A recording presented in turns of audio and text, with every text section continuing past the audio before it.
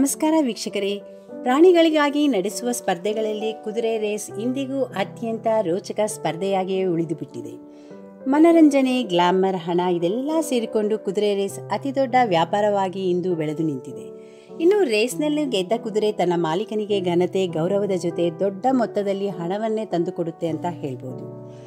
ನಮ್ಮ ದೇಶದಲ್ಲಿ ಹಾಗೂ ವಿಶ್ವದ ಅನೇಕ ದೇಶಗಳಲ್ಲಿ ಕುದುರೆ ರೇಸ್ ತುಂಬ ವ್ಯವಸ್ಥಿತವಾಗಿಯೇ ನಡೆಯುತ್ತಾ ಬಂದಿದೆ.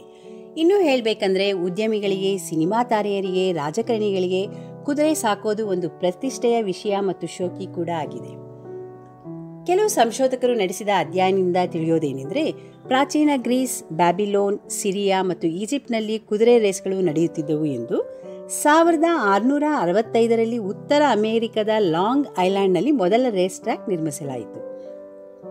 ಭಾರತದಲ್ಲಿ ಕುದುರೆ ರೇಸ್ಗೆ ಸುಮಾರು 200 ವರ್ಷಗಳ ಇತಿಹಾಸವಿದೆ.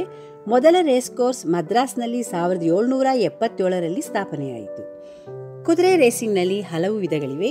ಇವುಗಳಲ್ಲಿ ಭಾರತ ಒಳಗೊಂಡಂತೆ ವಿಶ್ವದ ಹೆಚ್ಚಿನ ಎಲ್ಲ ದೇಶಗಳಲ್ಲಿ ಸಾಮಾನ್ಯವಾಗಿ ನಡೆಯುವುದು ಫ್ಲಾಟ್ ರೇಸಿಂಗ್, ಅಂದರೆ ಸಮತಟ್ಟಾದ ಟ್ರ್ಯಾಕ್ನಲ್ಲಿ ಕುದುರೆಗಳು ಓಡುತ್ತವೆ.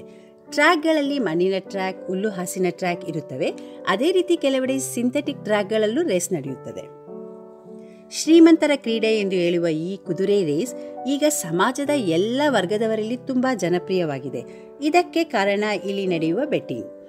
ರೇಸ್ನಲ್ಲಿ ಓಡುವ ಕುದುರೆಗಳು ದೊಡ್ಡ ಉದ್ಯಮಿಗಳು, ಸಿನಿಮಾ ತಾರೆಯರು ಮತ್ತು ದೊರೆಗಳಿಗೆ ಸೇರಿವೆಯಾದರೂ ಅವುಗಳ ಮೇಲೆ ಬೆಟ್ ಕಟ್ಟುವವರು ಜನಸಾಮಾನ್ಯರೇ ಆಗಿರುತ್ತಾರೆ. ಇನ್ನು ಕುದುರೆ ರೇಸ್ ಇಷ್ಟೊಂದು ಜನಪ್ರಿಯತೆ ಪಡೆಯಲು ಇನ್ನೊಂದು ಮುಖ್ಯ ಕಾರಣವೆಂದರೆ ಇಲ್ಲಿ ಜೂಜಾಟಕ್ಕೆ ಅವಕಾಶವಿರುವುದು.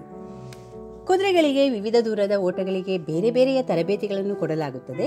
ಅಂದರೆ 1200 ಮೀಟರ್ ಓಡುವ ಕುದುರೆ ಮತ್ತು 2800 ಮೀಟರ್ ದೂರದ ಸ್ಪರ್ಧೆಯಲ್ಲಿ ಓಡುವ ಕುದುರೆಗಳಿಗೆ ಭಿನ್ನ ರೀತಿಯ ತರಬೇತಿಗಳನ್ನು ನೀಡಲಾಗುತ್ತದೆ. ದೀರ್ಘ ಅಂತರ ಓಡುವ ಕುದುರೆಗಳನ್ನು ಕೊನೆಯ ಕೆಲವು ಮೀಟರ್ಗಳು ಇರುವಾಗ ವೇಗವನ್ನು ಹೆಚ್ಚಿಸುವ ರೀತಿಯಲ್ಲಿ ತರಬೇತಿ ನೀಡಲಾಗುವುದು. ಆದ್ದರಿಂದ ಕುದುರೆಗಳ ಯಶಸ್ಸಿನಲ್ಲಿ ತರಬೇತುದಾರರ ಪಾತ್ರವು ಬಹಳ ಮುಖ್ಯ. ಕುದುರೆ ರೇಸ್ನಲ್ಲಿ ಅವಘಡಗಳು ಸಾಮಾನ್ಯ.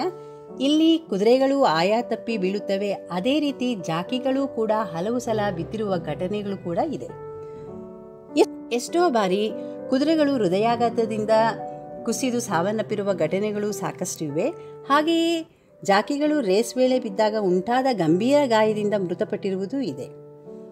ಇನ್ನು ಕುದುರೆಗಳ ಸಾಕಣೆ ವಿಷಯಕ್ಕೆ ಬಂದರೆ, ಇದನ್ನು ಖರೀದಿಸುವುದು ಮತ್ತು ಸಾಕುವುದು ದುಬಾರಿಯ ಕೆಲಸ ಅಂತಾನೆ ಹೇಳ್ಬೋದು.